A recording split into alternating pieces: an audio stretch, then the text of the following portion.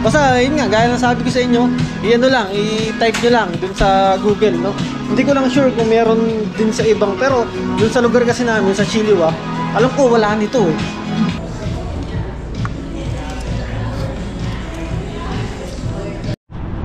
Guys, magandang hapon sa magandang gabi na sa inyo guys, no? Magandang gabi. So guys, andito tayo ngayon sa sa Kinjo North Hill Sushi and Grill, which is dito yan guys sa may dito yan guys sa may Calgary, no? So, syempre napagod tayo sa pagod tayo sa biyahe natin. Tapos pagod tayo sa yung mga paggalagala natin dito, no? So ngayon, di tayo magdi-dinner at talagang namang sabi ng mga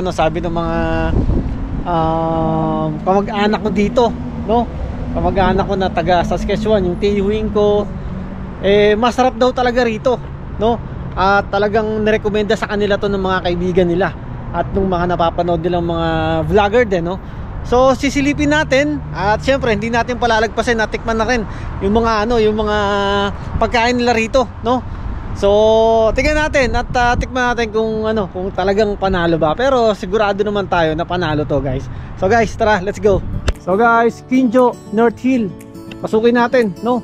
So, ito yung unang-una, syempre silipin natin kung anong oras yung opening nila. So, Monday hanggang Sunday from 8 o'clock hanggang 10 o'clock lang sila, no? Yan. So, yung schedule nila, guys, 8 o'clock hanggang alas 10, no? Actually, hindi ako familiar guys sa lugar na to eh. So, basta pagka kung may time kayo, i-search nyo lang Kinjo. Yan, makikita nyo naman sa yan, sa Google yan. Actually, sinearch lang din namin to, no? So, tukin natin. Nice.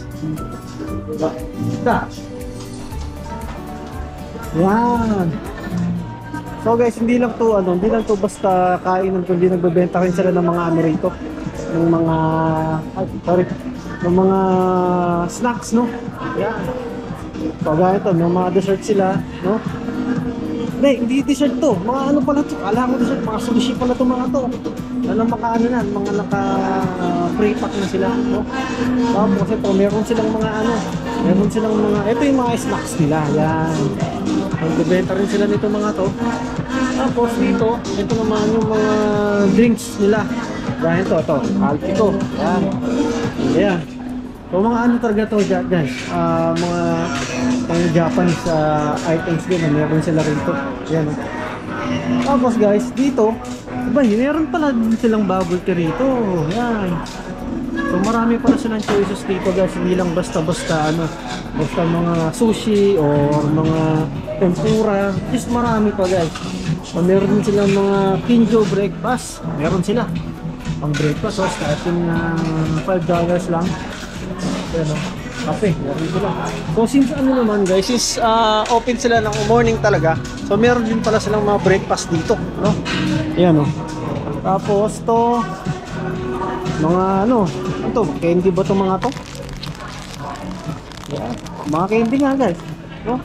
Isa halagang $3.75, no? Nakakabili na yan. Tapos ito guys yung dining nila. Ayan. Tapos nasilip ko kanina guys, meron pa sila dun sa taas eh. Ayan, no? Tama. So ito yung mga binibenta rin nila.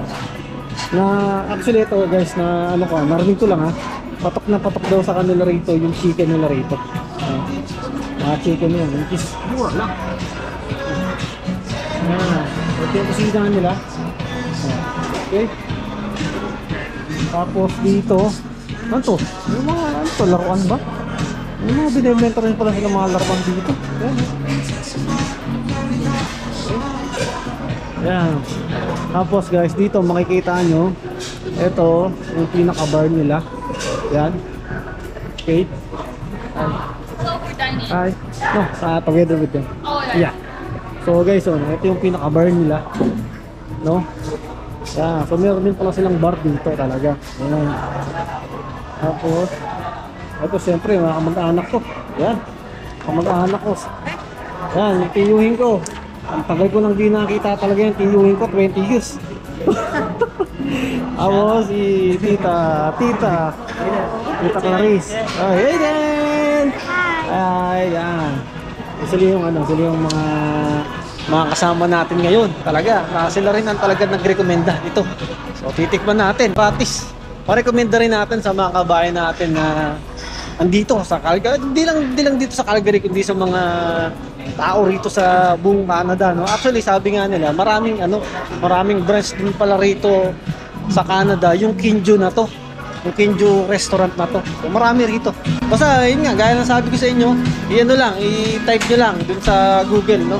Hindi ko lang sure kung meron din sa ibang, pero dun sa lugar kasi namin, sa Chilliwack, alam ko wala nito eh. So, dito lang sa Calgary talaga ako makakatikim ng gantong Kinju. So guys, tignan naman natin yung menu nila rito. Dito guys, meron silang iba't ibang klaseng ramen. Meron silang tinatawag na regular ramen, mini ramen, deluxe ramen, na talaga namang patok na patok sa kanila rito. At syempre, hindi mawawala dyan yung sushi. Yan guys, tignan nyo, ang dami yung pagpipili ang sushi rito. Actually, yung iba dyan, ngayon ko lang din talaga nakita. Picture pa lang talaga yung matatakam ka na. At guys, syempre, hindi papahuli dyan yung takoyaki nila. Guys, bukod sa ramen, sushi, takoyaki, meron din silang binibentang mga salad. At syempre, mawawala ba ang sashimi nila rito? Iba't ibang klase ng sashimi meron sila rito. At syempre, pumunta naman tayo sa special rolls nila. Diyan yung mango roll, lobster roll, dynamite roll, volcano roll, California roll. Grabe, sa dami mong pagpipilian, parang gusto mong orderin lahat. At hindi lang yan, syempre, meron din silang mga grilled di, gaya ng teriyaki chicken, teriyaki beef. At dito din guys, na andito yung mga special rolls nila na talaga namang signature. Gaya nitong mga female dragon roll. Talagang ngayon ko lang mga narinig itong mga to nabasa. At syempre, papahuli ba dyan ang tempura? Iba't ibang klaseng tempura meron din sila rin. Meron silang calamari tempura, asparagus tempura, shrimp tempura, avocado tempura, at kung ano-ano. At syempre, higit sa lahat, meron din silang mga dessert dito. At itong patok na Kinju fried chicken. At ito na nga guys, nag-order na kami at ang in-order namin ay ang mga mango roll. Syempre, hindi mawawala dyan. Kinju fried chicken, tempura, miso ramen. Yan tignan nyo guys ay napakasarap. At syempre guys, hindi mawawala dyan ang kanin natin. Kasarap.